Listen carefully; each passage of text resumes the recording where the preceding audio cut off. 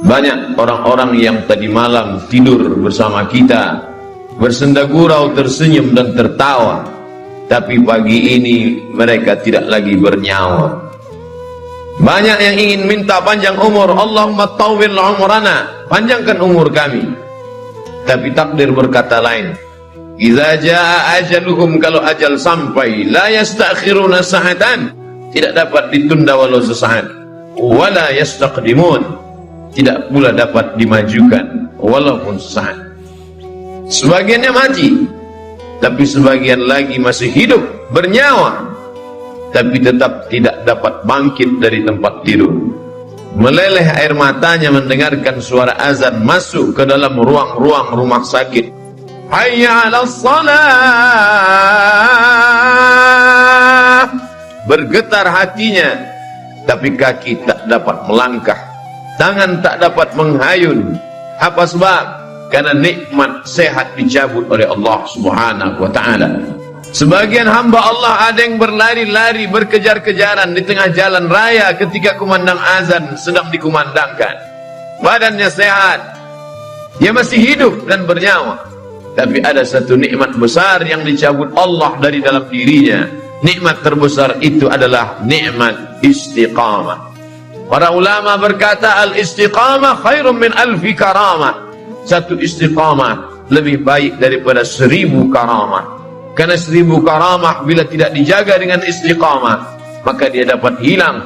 Oleh sebab itu Nabi Muhammad SAW berkata, berpesan ketika datang seorang laki-laki berkata, "Qausini wa aujiz," beri aku pesan, tapi jangan panjang-panjang, singkat dan padat, agar aku dapat mengamalkannya.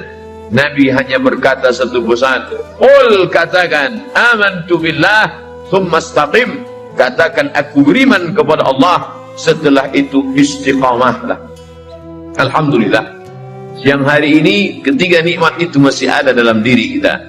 Nikmat hidup, masih bersemayam ruh di dalam jasad.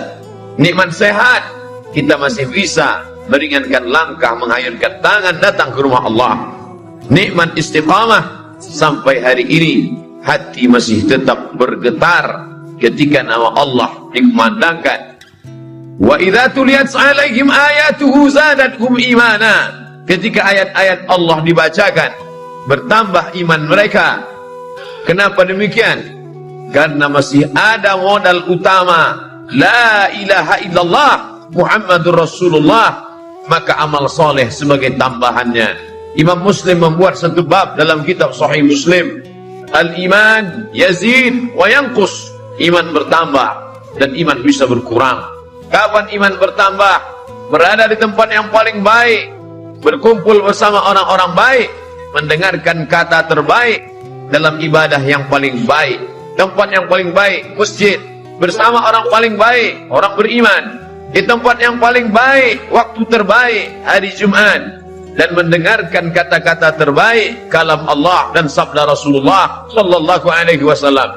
Maka saat ini iman sedang sepenuh-penuhnya berada di tempat yang tidak baik, bersama orang yang tidak baik, dalam keadaan yang tak baik, dalam perbuatan yang tidak baik, maka iman berkurang, bahkan bisa hilang sama sekali. La yazni zani hina yazni wa huwa mu'min. Orang beriman tidak akan berzina kalau ada iman dalam dirinya. Wa la yasriqu sariqu hina yasriqu wa huwa mu'min. Pencuri tidak akan mengambil harta orang kalau ada iman dalam dirinya. Wa la yazni zani wala yashrabu syaribu hina yashrabu huwa mu'min. Wa minum khamar, pecandu narkoba tidak akan menggunakan khamar kalau ada iman dalam dirinya. Lalu Ikrimah, murid Sayyidina Abdullah bin Abbas radhiyallahu anhu, bertanya kepada Nabi sallallahu alaihi wasallam. Ketika hadis itu disampaikan oleh Nabi, didengar oleh Abdullah bin Abbas. Ketika Abdullah bin Abbas menyampaikan hadis itu, didengar oleh Ikrimah. Ikrimah bertanya, ayunza'ul iman? Ayunza'ul iman? Apakah iman bisa tercabut? Apakah iman bisa lepas dari badan? Lalu kemudian syabbaka baina asabi'ihi, Abdullah bin Abbas menjalinkan jari jemarinya, thumma naza'ahu, kemudian dia lepaskan. Lalu dia berkata, hakadha yunza'ul iman, beginilah iman terlepas dari badan. Hina taba, ketika orang itu bertobat, ada, maka iman masuk lagi ke dalam badan. Alangkah meruginya orang-orang yang beramal soleh, mulutnya senantiasa qomat kamit berzikir, hartanya dia pakai untuk berinfak, berzakat, berwakaf, bersedekah, berjihad fisabilillah, tapi tidak ada istiqamah, maka mati dalam keadaan malaikat maut mencabut nyawanya. Ketika itu iman tidak ada dalam dirinya. Wa qadimna ila ma 'amilu min 'amalin, saatnya nanti datang malaikat membawakan amal-amalnya. Ini anak yatim yang kau sekolahkan, ini panti jompo yang kau bangun, ini infak, zakat, wakaf, sedekahmu. Waja'alnahu haba'an mansura, tapi kami jadikan amalnya itu seperti debu yang ditiup angin, tak bermakna di hadapan Allah. Mengapa? Karena tidak ada iman. Itulah yang membedakan orang beramal soleh dengan tidak beramal soleh. Illalladzina amanu, kecuali orang yang beriman, wa amilus salihati, dan beramal soleh. Berapa banyak mereka membangun tempat-tempat sosial, panti-panti menampung orang miskin susah melarat, tapi tak bernilai hampa di hadapan Allah. Balasannya langsung di dunia, di akhirat mereka hanya tinggal menerima azabnya saja. Oleh sebab itu satu-satunya yang menyelamatkan kita adalah iman kepada Allah Subhanahu wa ta'ala. Inilah yang kita tanamkan ke dalam kepala anak-anak kita, yang sesungguhnya kita tidak pernah menerima anak itu dalam keadaan kosong dan hampa. Tidak ada seorang pun dari kita yang istrinya mengandung 9 bulan 10 hari lamanya melahirkan anak dalam keadaan kosong. Mereka sudah diisi dengan satu program, karena sebelum roh itu dibawa oleh malaikat ke dalam rahim, roh sudah siap, sudah bersaksi bersyahadat di hadapan Allah Subhanahu wa ta'ala. Wa iz, ingatlah. Mengapa Allah awali ayat itu dengan kata ingatlah?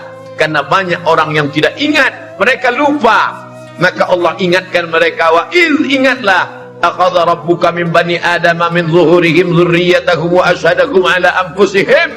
Ingatlah ketika Allah mengambil persaksian, sumpah janji setia, lalu Allah bertanya kepada mereka semua. Allah bertanya bukan karena Allah tidak tahu, Allah maha tahu, tapi Allah mau beritahu pada siapa yang tidak tahu dan tidak mau tahu. Saat itu Allah bertanya, alastu bi rabbikum, bukankah aku Rabb kamu? Semua roh waktu itu menjawab, bala syahidna, ya kami bersaksi engkaulah Rabb kami ya Allah.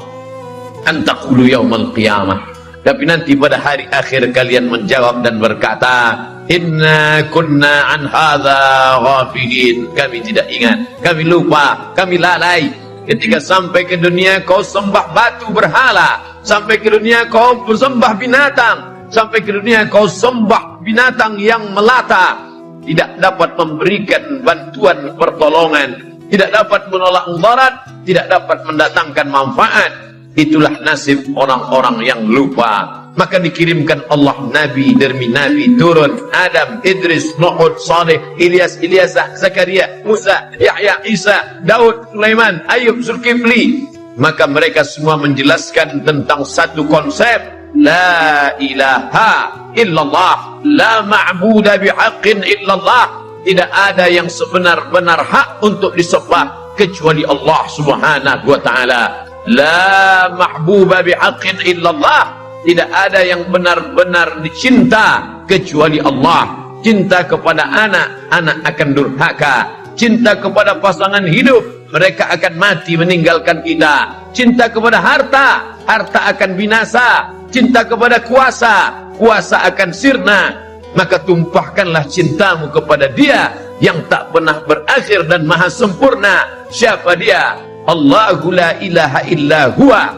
Bagaimana Dia? Al-Hayyu, Dia maha hidup. Al-Qayyum, Dia maha mengatur. Dia tidak hanya sekedar hidup, tapi Dia juga mengatur segala kehidupan. La tasqutu min waraqatin illa ya'lamuha. Tidak ada satu daun pun yang gugur melainkan dalam pengetahuannya yang sempurna.